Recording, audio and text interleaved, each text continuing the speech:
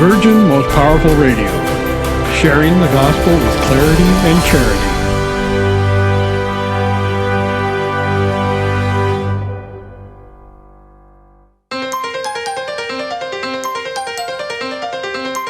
And now, Virgin Most Powerful Radio is pleased to present Hands-On Apologetics with renowned Catholic author and apologist, Gary Michuta.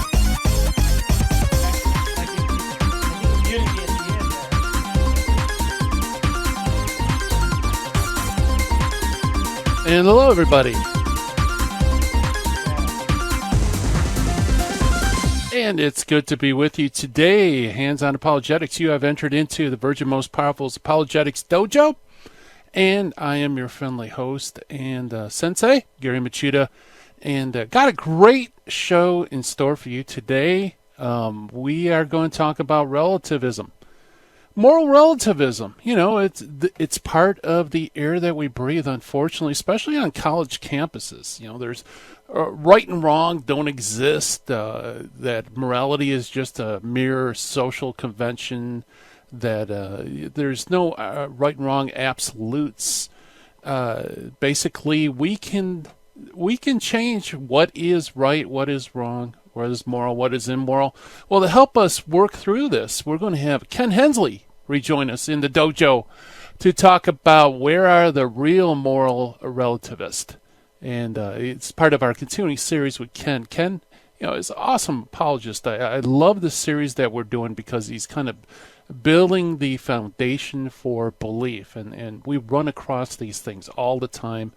So we're going to talk about relativism and how you can maybe cut through some of the nonsense that's out there in terms of, that there's no right, wrong. Everything is relative. Also, we're going to go into our Finding the Fallacy for today, which is misleading vividness, and also meet the early church father, St. Prosper of Aquitaine.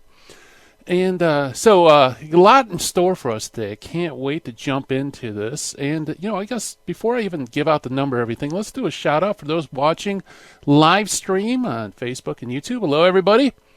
Hello, Hector. Hello, Beth, Ricky, the rest of the gang. Good to see familiar names. I love the emojis. And also, I'd like to welcome you listening on radio. We appreciate you joining us on this program, and also those listening on podcast via virginmostpowerfulradio.org. That is our website. And by the way, if you want to access something, maybe you can only catch part of the program, and you want to find out what Ken Hensley has to say on the subject, all you have to do is just go to virginmostpowerfulradio.org website, all one word, virginmostpowerfulradio.org. And just go to our shows, scroll down to Hands-On Apologetics, and boom, you have all the shows that we've done from the very beginning to today. And, just select your show. You can do all sorts of wonderful things with it. You can download it, share it, and so on. And also, I want to encourage those, especially those in the live stream part of the dojo. Please like us on Facebook, like us on YouTube, pass us around. Let people know about some of the great programs that you hear. Because we're here to help people, and the more people we can help, the better. And as always, you are part of the program. So if you have a question for Ken Hensley on the other side of the break, give us a call, toll free at 888-526-2151. That is 888-526-2151. Love to hear from you. And also, if you want to send us an email, I know some people are a little too shy to go online or, call up the show. But nevertheless, there might be something that somebody brought up that you're not really sure how to answer or even where to find the answer. Let us be your lifeline. Send us an email straight to the dojo mailbox at questions@handsonapologetics.com. Let me say that again, questions at handsonapologetics.com, all one word. By the way, Hands On Apologetics is one of my two main websites. So if you just questions at handsonapologetics.com, shoot us an email. It goes straight to the dojo mailbox, and I will reply to it. By the way, my other website is GaryMichuta.com, just FYI. And, I should mention this. John DeRosa was on the show the other day, and we were talking about his free ebook. And I always forget to mention this on my own show. So, if I don't mention it, no one will. But I also have a free ebook that you can get just joining the Dojo mailbox on handsonapologetics.com. And it's actually this book right here. Those watching on live stream will be able to see it. It is Behind the Bible, what the Bible assumes that you already know. Yes, you could buy this in hardcover, but why do that when you could just sign up to the mailing list and get a free ebook instantly shot over to your in your email? So you could read it. Got lots of interesting articles I wrote on all sorts of biblical passages. Check it out, folks, and I appreciate you coming on. I promise I'm not going to spam you with a bunch of advertising. Basically, you'll just get a couple of emails that are automated just to tell you some of the stuff that I'm involved in. And I probably should even update those of them. But, it's been busy here in the dojo. I haven't had a chance to update it. But I really don't spam you. So feel free, get a free book. All's right with the world, as we say here. All right, so let's jump into our exercises, which is finding the fallacy. Today's finding the fallacy is an interesting one. It's called misleading vividness. And this is when someone uses a small number of dramatic events to claim that something is more prevalent than is actually prevalent according to statistics. So by kind of highlighting and emphasizing a few things, it makes that thing appear to be more prevalent, more common than it really is. And in fact, we see that all the time in the media. They will often focus on a couple of very high-profile events and give the impression that this is an epidemic that's sweeping the nation, and and we should pay attention to it. When, if you look at the statistics of some of these things, you find out they're actually very, very rare. So it's a way of misleading people and, in a sense, distort the evidence so that people are fooled. It's also, by the way, known as the anecdotal fallacy, for those who care to know about that. So there's a misleading vividness. I guess there could be a flip side to this, and that is kind of a suppressing or a minimizing of events, because that way you can make something that's actually statistically prevalent appear to be small and inconsequential. I never actually saw it on the list of fallacies, but now I think about it, I think it would fit in as a nice pair for this one. So that is our finding the fallacy for today. That's the Sensei's 2 cents worth. And let's move on to meet our early church father for today. As you know, on this program, every program we bring up an early church father just so you know who they are, what they did, when they lived. Because early church fathers, early Christian writings are very important for defending the faith. So we should have a good grasp of church history and some of the movers and shakers, if you will, of our history. And today's early church father is Prosper of Aquitaine. Not very much is known about St. Prosper, and even that's even gleaning from his own writings. I mean, we don't know a lot. We know that he was a monk in Marseille, France, although he was not in clerical orders. He was a friend of St. Hilary of Poitiers, and he wrote a letter, which is included in the letters of Augustine. But unlike Hilary, he had no personal acquaintance with Augustine, which is kind of interesting because he is very influenced by him.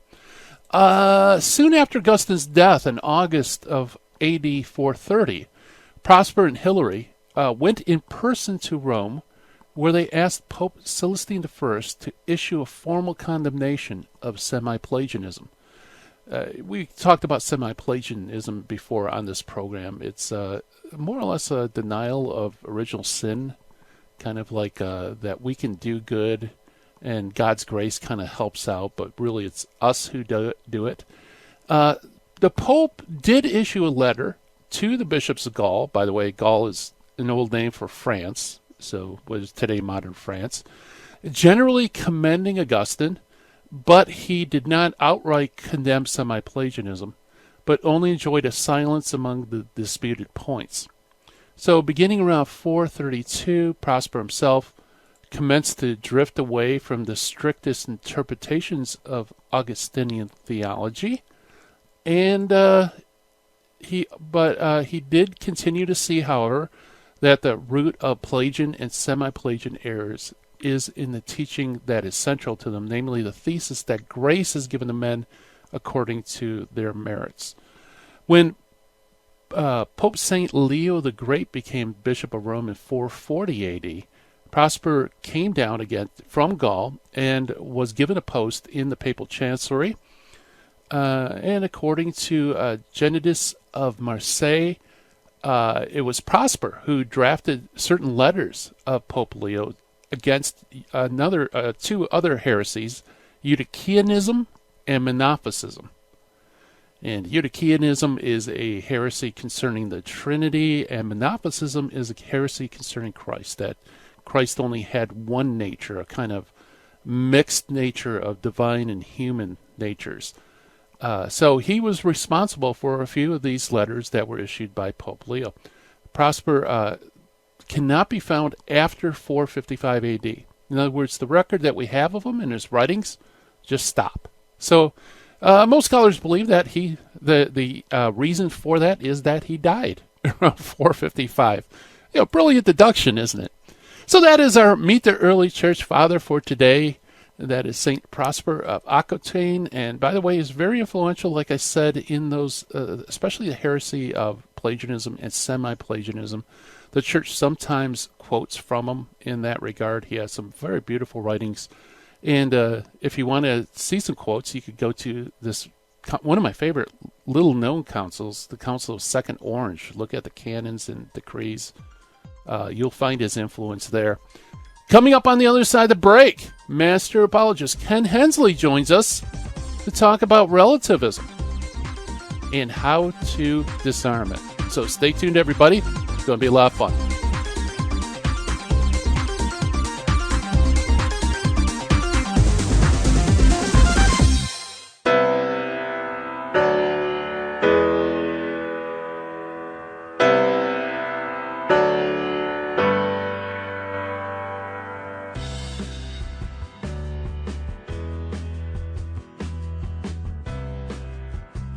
This is Terry Barber inviting you, all the men, to a men's conference June 15th at the Sacred Heart Chapel.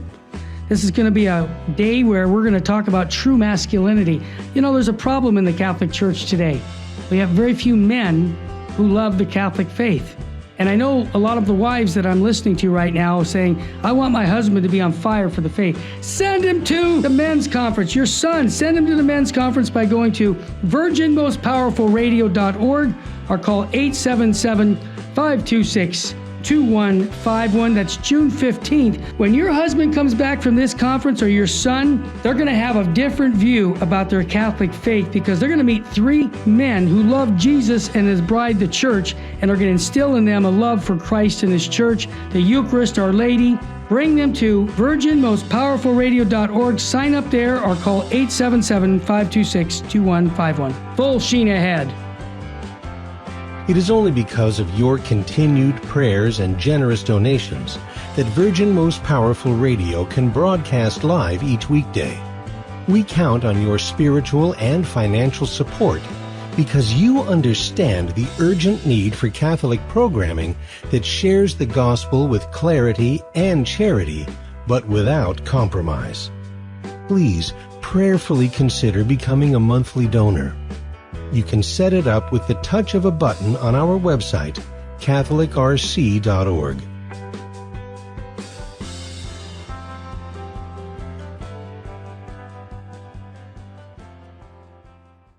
Buying or selling your home or your business property? This is Terry Barber. Real Estate for Life underwrites the Terry and Jesse Show. And they can connect you to one of 900 pro-life real estate agents around the world. And when they receive their referral fee, they will give 80% of it to a pro-life organization. Wow! That's 80%! realestateforlife.org, 877-LIFE-US1.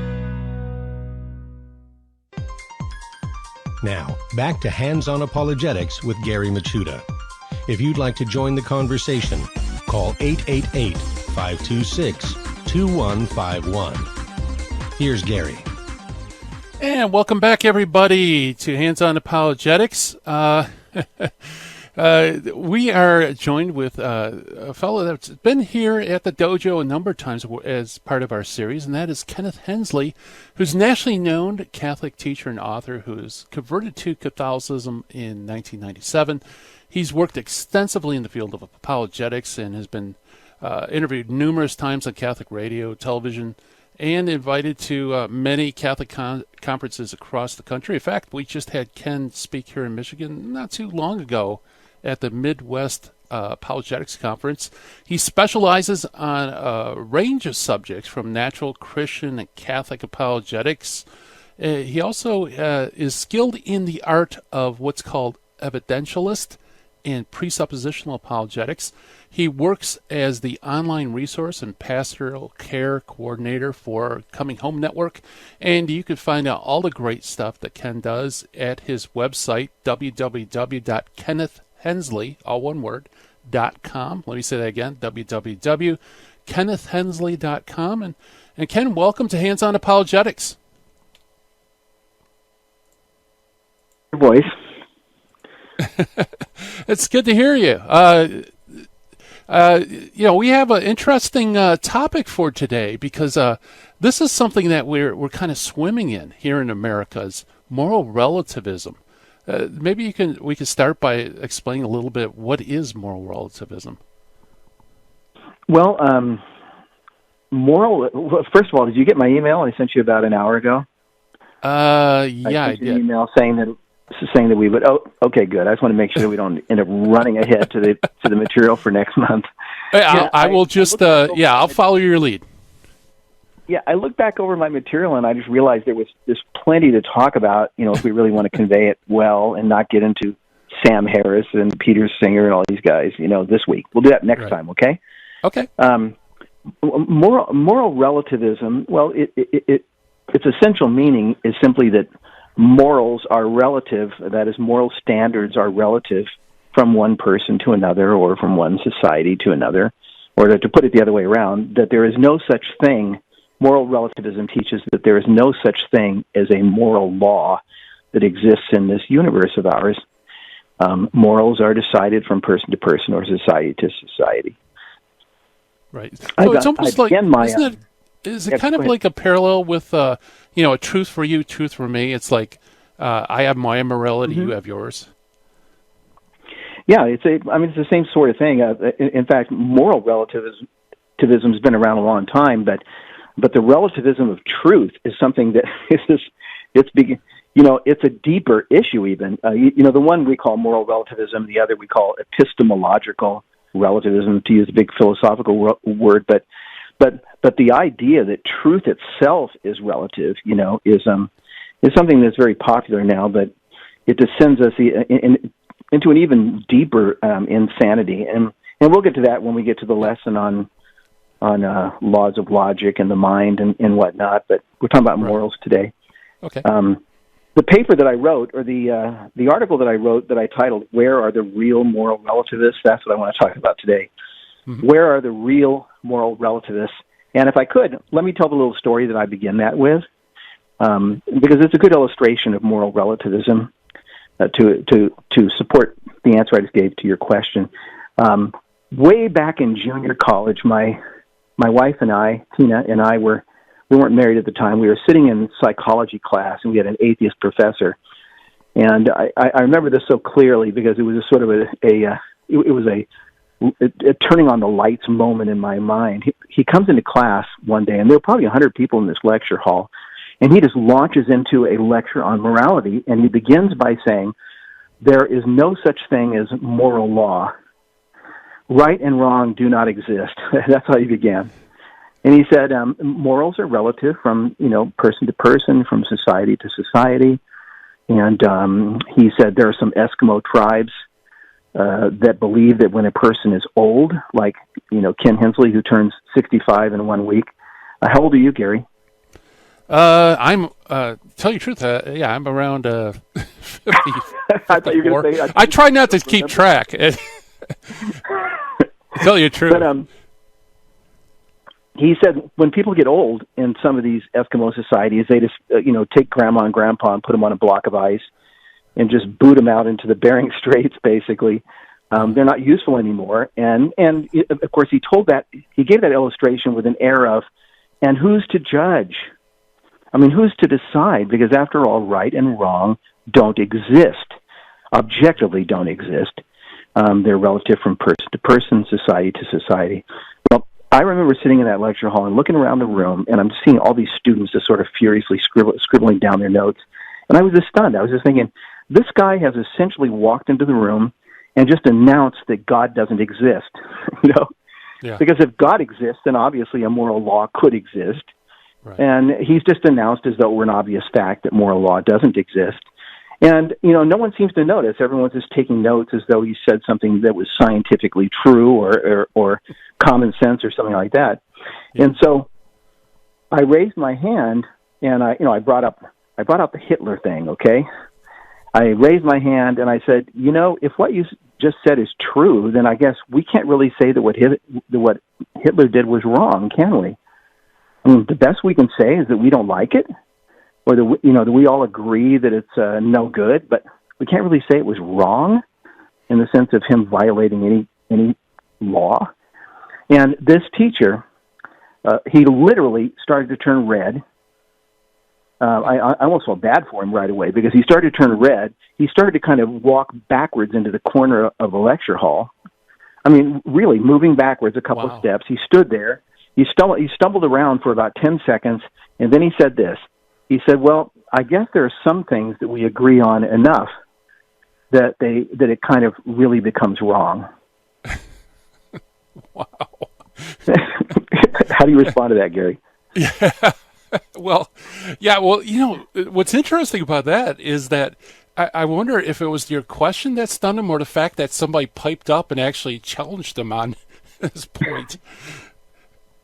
Yeah, I guess I don't know. I mean, you're right. Maybe he just thought what I'm saying is so basic that, I'll just get it out quickly and everybody can agree and then we'll move on to something more important. Right. I don't really know, but the point is, I've never met a person who really did not believe in the existence of objective moral law. Yeah. I mean, this guy is an example. This guy, because he was an atheist, the logical conclusion for him was that moral law doesn't exist.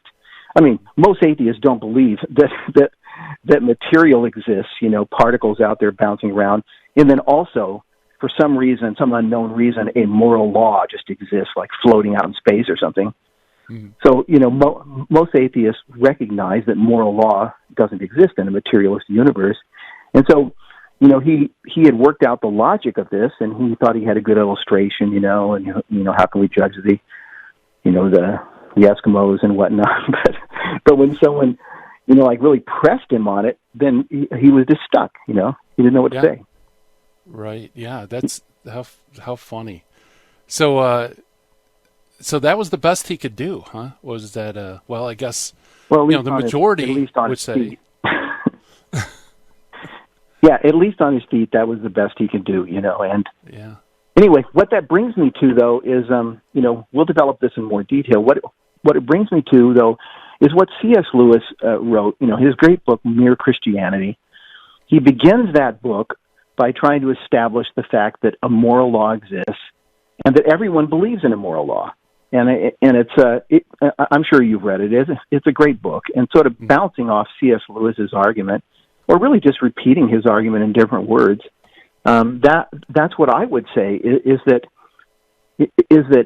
some of us may say that we believe that morality is truly relative from person to person or culture to culture, but no one really believes it, okay?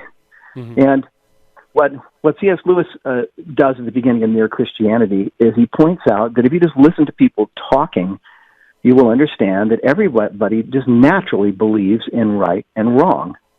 When you, like a lady steps in front of me in the line at the grocery store checkout counter, if I were to say to her, excuse me, but I was in the line before you, you can imagine a number of responses that she might give to that. She might say, oh, I'm sorry, I didn't see you, and step behind me. Or she might say, I'm sorry, but my father's ill and I'm in a big hurry this morning. Is it okay if I stand in front of you? Or she might say, please, your shopping cart is full and I only have 1 or 2 items. Is it okay with you? But the one thing that you will never hear her say is, you were in line ahead of me, so what? Morality is relative, and my moral standards are different than yours. Better luck next time. Right. In the way that we speak commonly, I think C.S. Lewis uses illustrations like he says, we say to each other, hey, I gave you a piece of my orange. Why don't you give me a piece of yours? Or you can hear kids talking, and they'll say that this isn't fair. Or we talk about justice, and we think things are unfair or unjust or whatnot. We evidence all day long that we believe that such a thing as a moral law exists, or that right and wrong is something that actually exists. You follow? Yeah. Well, couldn't somebody say, well, oh, sure, but that's just being polite. We're raised to be polite, and so to step in front of somebody in the line, that's against the social convention of politeness. It's not a violation of some invisible law. Could you flesh that a little bit? Well, yeah, they could say that. Sure. I mean, so someone could say anything. Right. They could say this is just a convention. There is nothing right or wrong about it. But then again, if you just press it a little bit further, if you say, well, is it just a convention that we don't rape people? Yeah. Is it just a convention that we don't lie, or is it just a convention that we don't steal? I think of a lot of illustrations of, I've got my funny professor illustrations that a professor teaching moral relativism, and he may say morals are relative, but try cheating on his test on moral relativism. Yeah, good point. And the guy suddenly becomes a moral absolutist. Or if you go and you steal the stereo out of his car. I guess people don't even have stereos anymore in their car, but they used to. If you steal the stereo out of his car, he suddenly becomes a moral absolutist, and he says this is wrong. And if you say to him, well, hold on, you've been telling me all semester that there's no such thing as right and wrong, that this is just convention. And, morals are relative from person to person. Well, I don't have exactly the same standards you have, and I need a stereo, so see you later. Yeah. So, I remember Monsignor William Smith, blessed memory, he said, if you ever have a teacher who says all morals are relative, take the wallet out of their purse. And he said, all of a sudden you'll see morality, present itself. Oh, I hear the music coming on. We're talking with Kenneth Hensley about moral relativism. And it's a fun discussion. If you want to join us, give us a call, 888-526-2151. And the discussion continues right after this break. So stay tuned, everyone.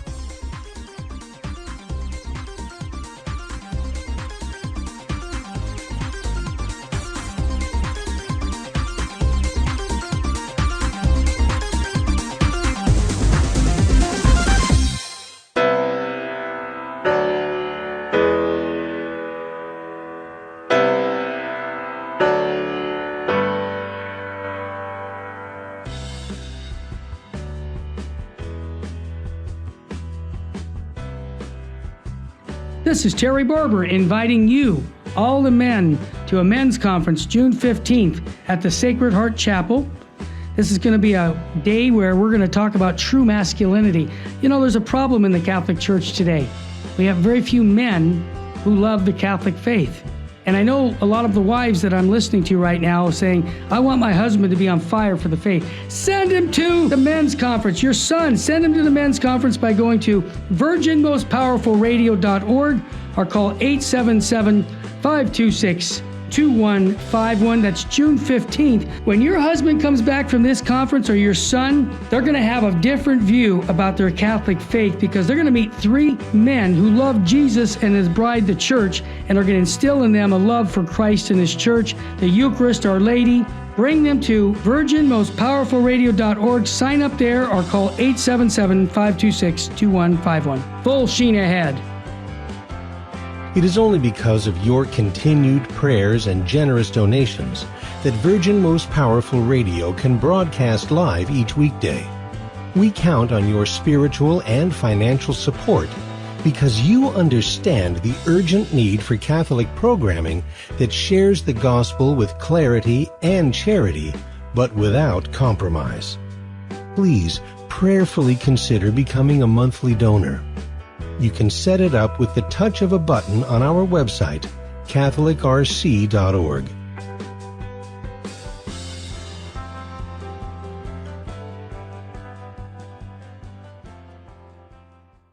Buying or selling your home or your business property? This is Terry Barber. Real Estate for Life underwrites the Terry and Jesse Show. And they can connect you to one of 900 pro-life real estate agents around the world. And when they receive their referral fee, they will give 80% of it to a pro-life organization. Wow! That's 80%! realestateforlife.org, 877-LIFE-US1. This is Jesse Romero. You're listening to Hands-On Apologetics with Gary Machuda on Virgin Most Powerful Radio. And welcome back, everybody, to Hands-On Apologetics. We are talking with Kenneth Hensley about moral relativism and great discussion. Ken, I think, let me know what you think about this, but you could go to a toddler who's playing with a ball, take the ball away and start playing it with yourself, and he'll express himself, right? He will be not happy. Yes. Because innately, it's almost like he has a sense that an injustice occurred. But this is way before any enculturation or like value impressions given on him. Yes, entirely. And of course, our answer is that, well, God has created him in his image and likeness. God does exist. God is a moral being. God has created us to be reflectors of his being, and we are in his image and likeness. And therefore, the fact that a moral law exists it's a fact that a moral law exists, and it's written into our very souls, and so we know it. And I would say this is evidence of it, that even a child of 2 or 3 senses injustice. Yeah. Now, they don't have a refined moral sense, and they may turn around and take the toy from their younger brother, and walk away with it. But because they've inherited sin as well as the image and likeness of God, and a sense of what is right and wrong. But anyway, the point that I wanted to begin with is simply to say that this idea that morality is relative from person to person is popular, and people will say it, but no one really lives as though it's true, and I would say no one really believes it. Because if you said to me, truly that morality is personal, and that you have your morality and I have mine, then logically, you can't say anything if I pull up my U-Haul truck in front of your house tomorrow and start loading your furniture into my truck.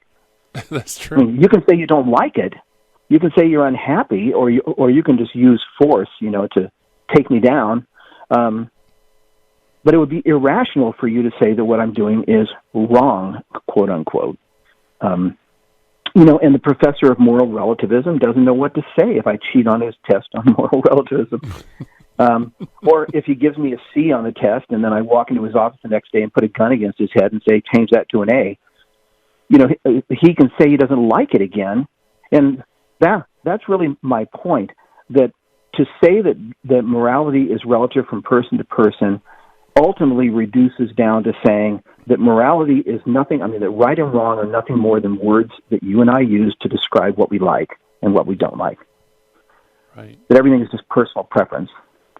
Yeah. And so what people will normally do is they'll try to strengthen their position by saying, well, I'm not saying that literally every person just decides for himself what is right and wrong. I don't mean that. But cultures, that people, morality is relative from culture to culture, society to society. Certain societies develop, like those Eskimos, they develop their culture, and when the old folks are not useful to society anymore, they put them out on a block of ice, and there's nothing wrong with that. That's their way. And I remember when I first read the book, you ever heard the book called The Closing of the American Mind by Alan Bloom? It came out about 25 years ago, and it was kind of a big hit. He was a professor, and he wrote at the time, he was bemoaning the fact that on college campuses, he said, everyone is a relativist now. And he said, when people come into my classroom, I can assume that they believe that morality is relative. And even if I give them an extreme example, like I say, what do you think about the tradition in rural India, at least in the older days? It still occurs some now, but not very much. The tradition of that when a man dies, his wife is burned alive on his funeral pyre. Mm-hmm. When they go to burn his body, they just throw her on top, and she dies. What do you think about that? And he said most of the students in the class could not bring them to say that that was wrong. That there was a moral problem with it. Yeah. So that's a position that people will take, and that they think is a stronger position. But again, if you press on that position, Gary, well, this is what you get. If it really is true that morality is relative from society to society, then it wouldn't be rational to go around talking about one society as being less moral than another, would it? No, not at all. It wouldn't make any sense to say that the morality of ISIS is worse than the morality of, Jimmy Carter. Yeah. Or that the morality of Orthodox Judaism is any better than the morality of the mafia. How can you distinguish them? Because as soon as you start saying that one society's morality is better than another's, then you're appealing again to some kind of a law. You're appealing to something that you think is superior to both of those cultures and by which you can judge them. In other words, you're rejecting your very premise that it's all relative. Yeah. Yeah, that certainly accounts for this oppressive egalitarianism that we live in, that nothing is better than anything else. Everything's equal. And, for you to make truth claims or to say something is right or wrong, that you're opposing your beliefs on others, and therefore, you're filled up with pride or whatever. And even that is done in a completely inconsistent, in fact, in a contradictory way. I think that G.K. Chesterton said one time, he said Christianity and Buddhism are a lot alike, especially Buddhism. Okay, I love that quote. yeah. Christianity and Buddhism are a lot alike, especially Buddhism. I mean, in other words, the very people that would say that, "Oh, you're imposing your morality on me," are saying it is wrong of you to impose your morality on me. Or they're the same ones that will turn around and say, "Oh my God, but Trump." Mm-hmm. Right. So, I mean, they hold that all kinds of things are wrong. Yeah, right. Yeah, there is that odd schizophrenia, isn't it? That, on one hand, they preach and maybe even try to live kind of like, different strokes for different folks. But yeah, when you kind of go beneath the surface, all of a sudden they become absolutist and no, you can't do that. Or this person's definitely wrong. Right. Yeah, and and again, there's no way to escape it because there is a moral law. Yeah. So, it's these are all attempts to follow out logically a worldview. The attempt of morality is relative from person to person, but it doesn't really work. People are going to say it, but they can't really live according to it without their life just falling apart. And then on the societal level, it's the same thing. You can say, morality is relative from society to society. But, when Hitler starts to attack, Czechoslovakia and Austria and all that, no one sits back and says, well, his society is just different than ours. He's got different conventions than we have. Yeah. Who are we to judge? Right. No one says that. Instead, it's like, but they're wrong. And the most liberal, or at least a person who thinks that they're liberally minded, the one you're describing, the most liberally minded, different strokes for different folks, who are we to impose on morality, typically have very, very strong moral views about all kinds of things. Right. And they want the law to support their moral views. Yeah. It's morally wrong to impose yours on them and all that. And I think you said something really sharp when you said that they are like relativists who are absolutists at the same time. Yeah. Because I think that's exactly what happens. Because atheists are the image and likeness of God, because they know, I would say, to their very bones that right and wrong are real, that they exist. And so even though they may say that morality is relative, they can't live as though morality is relative. And you can point that out in a million different ways. In order for their lives to not descend into some kind of complete chaos, they actually have to live as though an objective moral law existed. And that's what, the illustrations of the ethics professor and whatnot all tell us. You can say something, but you can't really live according to it. I mean, imagine how your life would collapse if you really did say, let's say you have a family. I don't know, how many children do you have? 3. I got that one right. 3. Okay. You don't remember how old you are, but... Yeah, exactly. Well, that's the reason. It's because I had 3 teenagers. I don't even know how old I am. Well, imagine if you said to your wife and to your kids, hey, look, morality is relative, and all 5 of us are going to develop our own standards. And I want us all to live according to our own standards too, Right. So, if one of your kids is just beating the other one half to death in the corner of the room, that instead of stopping them or telling them, the guy who's beating up the other one, that it's wrong, you just do values clarification. You just say, so what exactly is the value that you are acting out here? And he says, well, the value that I've imbibed is the survival of the fittest. I was reading this book by Darwin, and he says the fittest survive, and I want the species to evolve, and so my brother is weaker than I am, and I'm taking him out. Yeah. And in fact, there's a funny story. Tina and I, we didn't really have the guts to do this, but we had this idea when we were in college together that we were going to go into biology class, and she was going to go in first, and she was going to go sit in the front row, and I was going to come sauntering in late to class, and I was going to walk down the aisle and grab her by the hair and throw her on the floor, and take a seat. And when the entire room just rose up in indignation against the evil, then I was going to, this is if I had the courage to do it, but I didn't.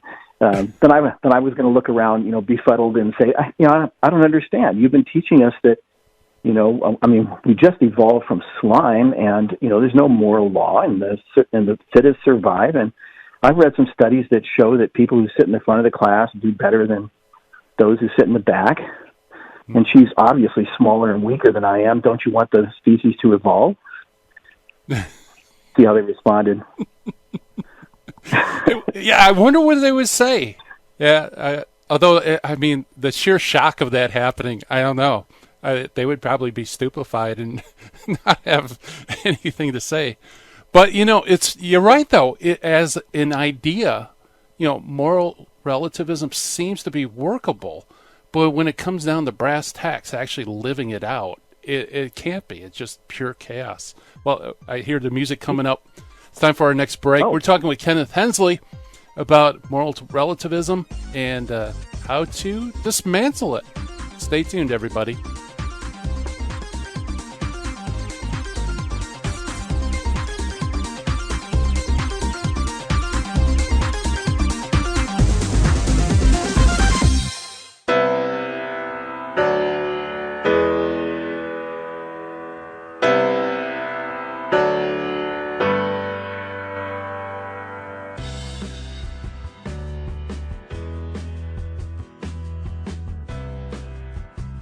This is Terry Barber inviting you, all the men, to a men's conference June 15th at the Sacred Heart Chapel.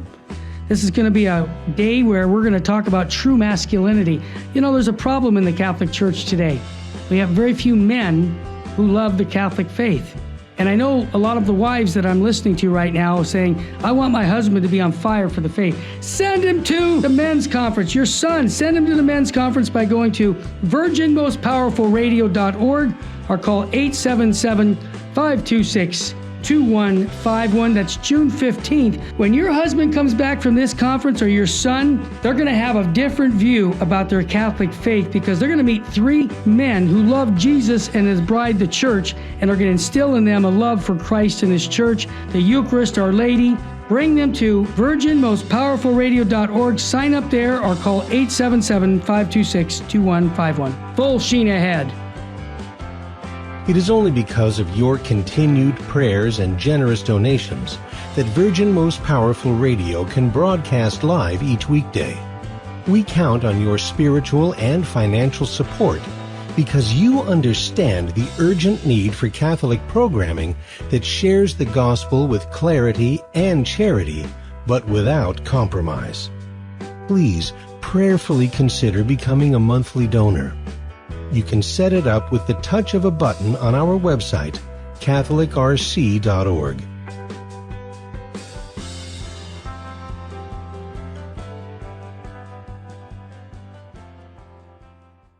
Buying or selling your home or your business property? This is Terry Barber. Real Estate for Life underwrites the Terry and Jesse Show.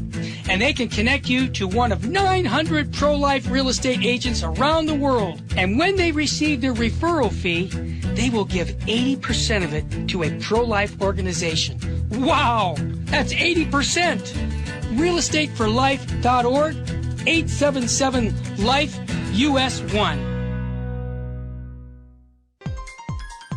Now, back to Hands-On Apologetics with Gary Machuda. If you'd like to join the conversation, call 888-526-2151. Here's Gary. And welcome back, everybody. Hands-On Apologetics. I'm Gary Machuda. We're talking with Ken Hensley about moral relativism. And Ken, I want to start, I just want to share a story because it's sort of like what you were thinking of doing, although a bit different. I was listening to an interview with Steve Martin.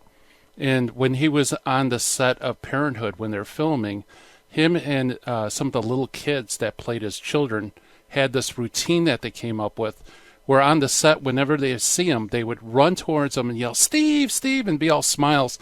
And when they came near him, he would take his hand, put it on the forehead, and push him to the floor and just keep walking. And the fun and the humor behind that is, it's kind of like a horrible injustice, right? He could have said, "Well, I'm stronger than they are. My time is money." He could have gave all sorts of rationalization why he didn't need to spend even a second with these kids. But it reminds me of the exercise that we were just talking about.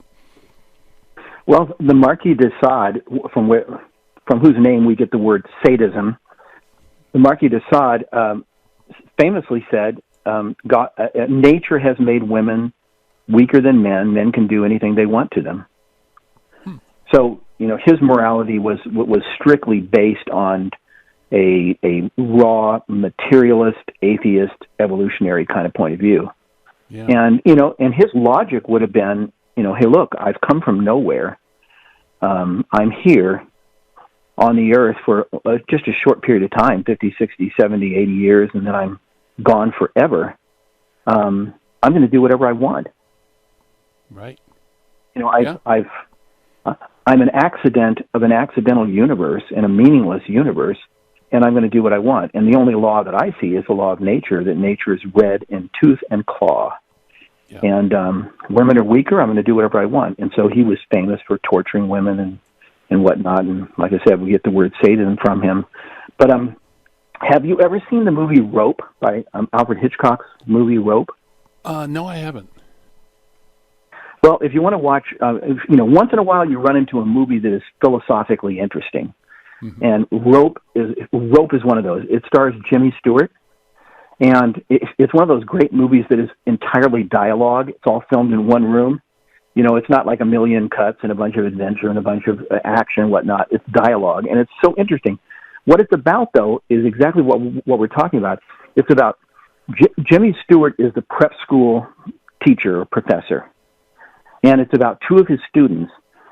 Their professor has been teaching a Nietzschean view of the universe, Friedrich Nietzsche, the father of modern atheism, and he had been teaching his class that some people are superior to others, and that in an atheist universe where moral absolutes don't exist, the superior can do what they like with the inferior. And that's what he's been teaching them.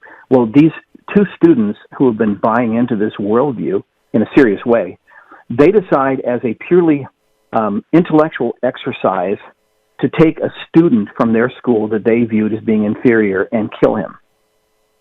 Wow. Murder him. And then this is their plan. They're going to murder the guy, and they do it. And they stuff his body into a chest, and they invite their professor over for a dinner party. And they also invite in the parents of the boy that they've murdered, the fiance of the boy they've murdered, a couple of his relatives and a couple of his friends, and they invite them over for a dinner party, and they use the chest that his body is in as a buffet table. Wow. Put the food and the drinks and whatnot. And anyway, they invite them over. Can you hear me? Oh, yeah, absolutely. Go ahead. Yeah, I heard a little noise in my phone, and I thought something was happening. But they invite the people over, and then because they're so excited by what they've done, and they think that their professor is going to be so impressed with how consistently they've actually acted out the worldview that he's been teaching them in the class. Throughout the party, they start dropping little hints that only he would understand as to what they've done. Well, at the end of the movie, the families have gone home, the fiance's gone home, father and mother have gone home, and the professor comes back into the room because he realizes what's up. Anyway, he goes over, and at a certain point, he opens up the chest, and he sees the boy's body in the chest, and he's absolutely horrified. He's mortified by their insistence that what they have done was inspired by him, because they begin to say, well, but Professor, you taught us. This is what you taught us. And we have the courage to actually act out, Nietzsche's idea of the Superman. We're acting out the fact that we are superior and this guy's weaker, and we've done what we wanted to him, just the things you've been teaching us. Anyway, in the movie, Jimmy Stewart turns white, and he cries out, basically, in essence, he cries out, but those were just ideas. Wow. And this is exactly the thing that you're talking about. On the level of ideas, you can say that right and wrong don't exist. And you have to say it if you're an atheist. Mm-hmm. You have to say that a law of morality doesn't really exist, that it's something that either has just evolved in us, or it's something that is relative from culture to culture, person to person, or we just figure it out for ourselves, or we all try to agree on this or that, or we use sort of a democracy view of deciding what's right and wrong, Where I like to say, on Monday, 51% of the population said that abortion was wrong, and so it became wrong. But on Tuesday, another poll showed that 51% now think abortion is right, and so now it's right. Yeah, right. You can prop up a lot of standards, and when we talk next month, that's kind of what we're going to go into more. Is like, well, what kind of standards can you create out of thin air if you're an atheist and you don't believe that right and wrong exist? And that's what we're going to talk about. But the point that I'm just making here today is simply that there are no relativists, really. Even though relativism is demanded by the atheist worldview, there really are no relativists. Yeah. Wow, what a powerful example. If I could, I want to repeat one point that I made last time, for some who may be listening, and that is that I'm not presenting this as a proof of God's existence. Right. I'm simply saying that based on God's existence, moral law makes sense. If God exists, then moral law makes sense.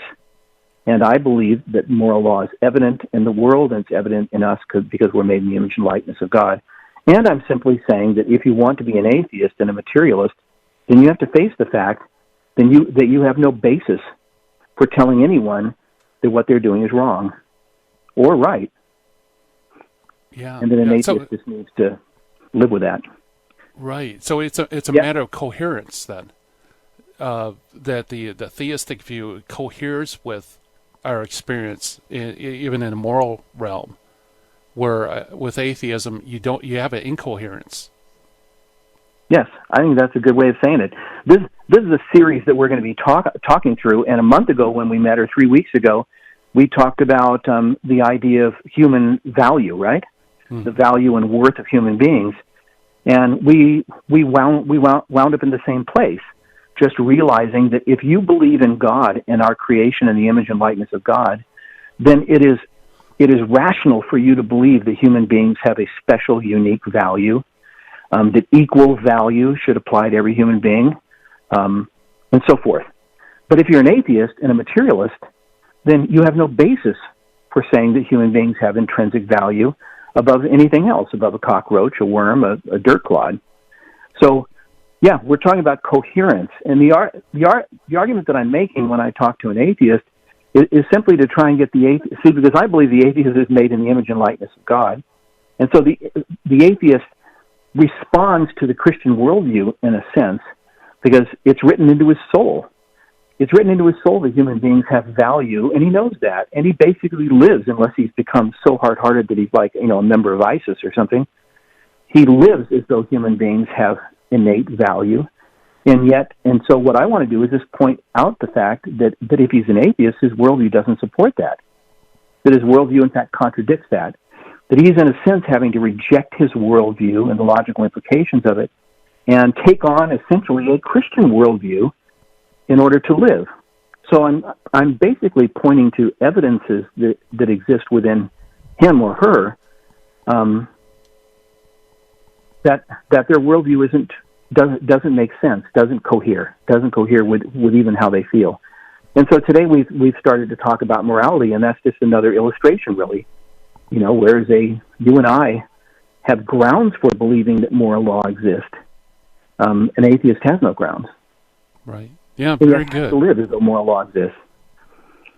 Very good. Well, I'm going to have to check out the movie The Rope. I have a feeling that it's probably wasn't voted the feel-good movie of the year when it came out. But, kind of to illustrate your point, and I'd like to hear your thoughts. We only have maybe a minute or so. But, when Jimmy Stewart says, but those are just ideas, can you imagine a math teacher say, hey, professor, the students come and say, Professor, look, we did all these math problems. And he says, no, those were just ideas. It's like, no, there's a coherence there between reality and practice and also an idea where there's like a complete incoherence, in terms of morality.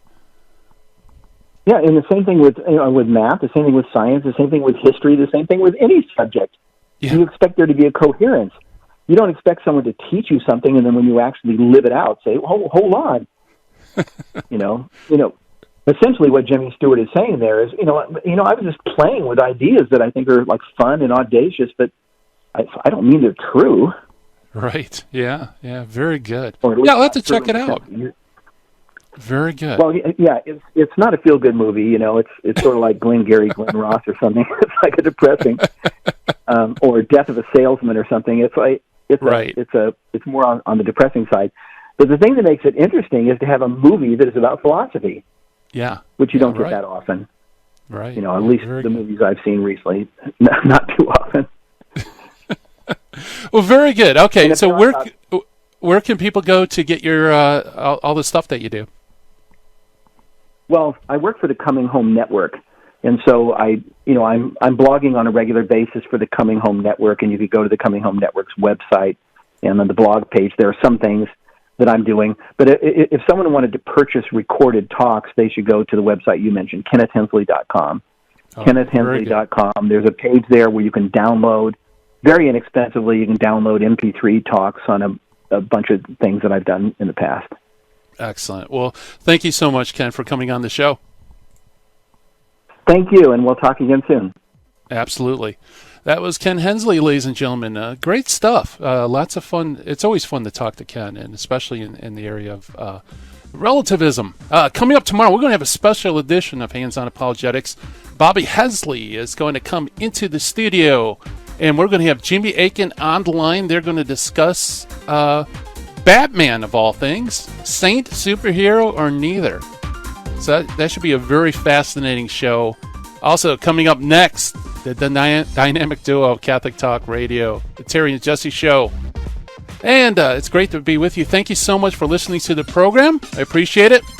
Got to shut down the Midwest Command Center and turn off the lights here in the dojo. I hope everybody has a wonderful and blessed day. And I'll talk to you tomorrow, God willing. Bye-bye.